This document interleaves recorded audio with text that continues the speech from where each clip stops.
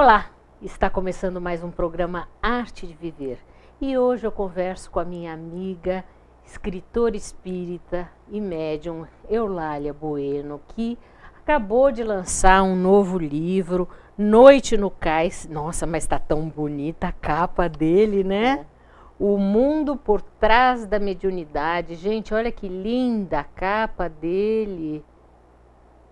Olha, eu já soube que foi um sucesso. Graças a Deus. A noite de autógrafos, não é? Foi. Primeiro, eu quero agradecer a oportunidade de estar aqui, cumprimentar todos aqueles que nos assistem e dizer que eles acabam sendo o motivo principal da gente continuar enfrentando as dificuldades que não são poucas em todos os setores, você sabe bem disso, né? Com certeza. Agora, esse não é psicografado, não é? Esse não é. Me conta então um pouquinho, o que te levou a escrever esse livro?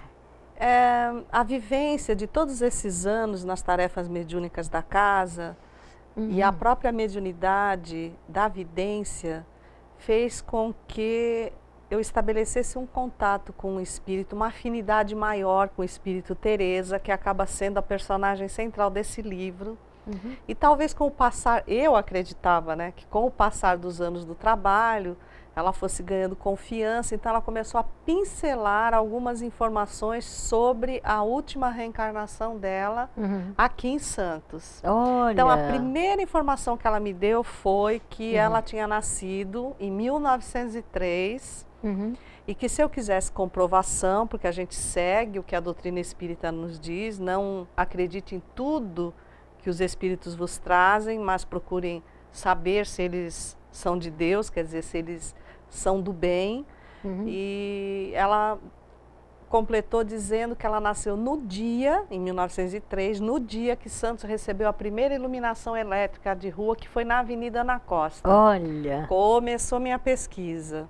E achei naqueles almanaques antigos do Oláo Rodrigues que dia 15 de agosto de 1903, realmente a Avenida Ana Costa recebeu a primeira iluminação elétrica. Então estava conferida a identidade do espírito.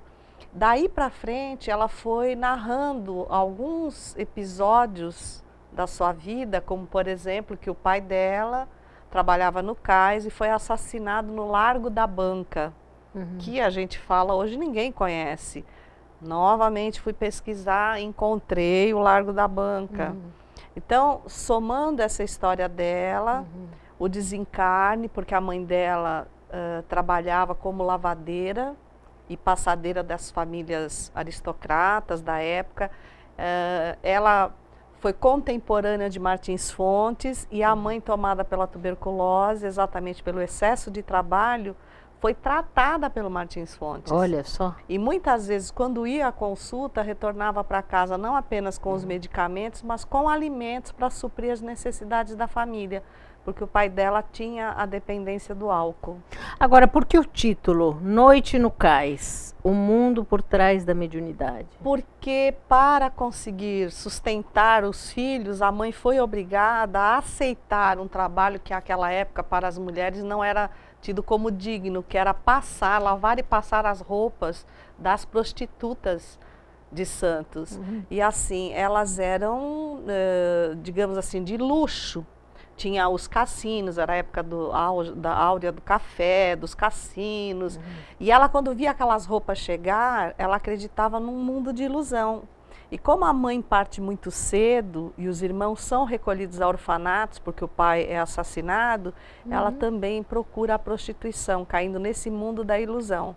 Agora, é um romance espírita. É um romance espírita. Ele tem ensinamentos doutrinários. Sim, inclusive a editora M me comunicou que os leitores estavam pedindo muito que eu escrevesse um romance.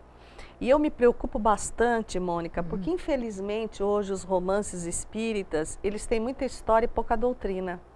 Então, se nós estamos atrelados à doutrina espírita, temos a obrigatoriedade de colocar a doutrina, né? Como Kardec a codificou, né?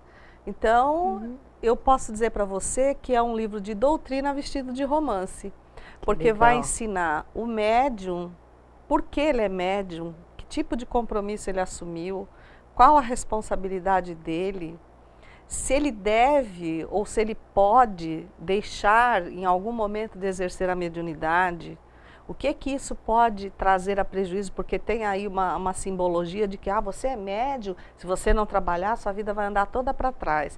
Então eu desmistifico toda essa situação, mostro que para a pessoa chegar a ser médium, vir médium, porque você não se transforma em médium quando em reencarnação, mas o teu corpo biológico já vem preparado para a mediunidade, há uma diferença, Sim. Principalmente a nível cerebral, pesquisas do Dr. Sérgio Felipe de Oliveira. Sim. Né? Porque então, muitas pessoas acham que se não trabalharem como médiums, realmente a vida vai andar para trás e acabam trabalhando por medo. Por medo. Então, se fosse assim, o que nós iríamos dizer dos nossos irmãos de outras religiões? Nossa, imagina. Que não, às vezes até são médiuns, mas não sabem, não aceitam, não trabalham mediunicamente, pelo menos de forma consciente. Então, a vida deles só andaria para trás. Claro. Então, saber separar o compromisso da mediunidade com o dever moral. Vamos falar mais no nosso próximo bloco. Confira agora uma dica do SICOM, Sindicato dos Condomínios Prediais do Litoral Paulista, através do Dr. Rubens Moscatelli. Rubens, queria que você falasse hoje sobre o 13º. Como é feito esse pagamento? Pode ser feito antecipadamente? Então, Mônica, é uma pergunta interessante. A gente está próximo aí do final do ano, né? E essa condição, a partir de algum tempo atrás, hoje você faz o pagamento em 2 parcelas. A primeira parcela em novembro e a segunda parcela em dezembro. Primeira quinzena e primeira quinzena de dezembro. Um dos motivos disso acontecer é porque você tem a utilização hoje do 13º como pagamento de dívidas contraídas pelo trabalhador. Então você aglutina muita coisa para o final do ano e acaba pagando antecipadamente. Muitas vezes até usando o dinheiro para negociar com o credor, né? Agora, uma condição que é importante, até para quem administra sabe disso, mas para o síndico também saber, é que o 13º nem sempre ele é pago efetivamente como o 13º salário, né? Ele pode ser proporcional. Sim. Então, se eu tenho um trabalhador lá há 6 meses, por exemplo, ele não receberá a integralidade daquele salário que ele recebe por mês. Ele vai receber proporcional, ou seja, 6/12, metade do salário, vamos dizer assim. E há um engano. Muitas vezes eu ouço pessoas dizerem que antes de um ano de trabalho a pessoa não é obrigada a pagar 13º. Isso é errado. Equívoco completo, a proporcionalidade. Isso é previsto, inclusive, na nossa Convenção Coletiva de Trabalho.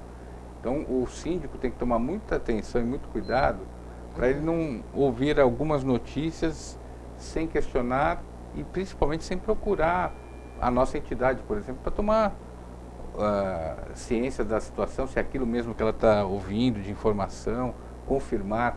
Nós temos o site lá que você pode também tirar dúvidas. Com certeza. Mas o importante é a pessoa perguntar. Se ela não perguntar e aí acaba fazendo aquilo que eventualmente o trabalhador acha que não que ele vá errar, mas normalmente não é ele que vai ter que dar a resposta, né? É o próprio empregador. Então, para ele acautelar disso, o importante é perguntar para o departamento jurídico do SICOM, é gratuito, basta entrar em contato. Muito obrigada, até a semana que vem. Até a semana que vem, Mônica. Vamos para um rápido intervalo, não saia daí.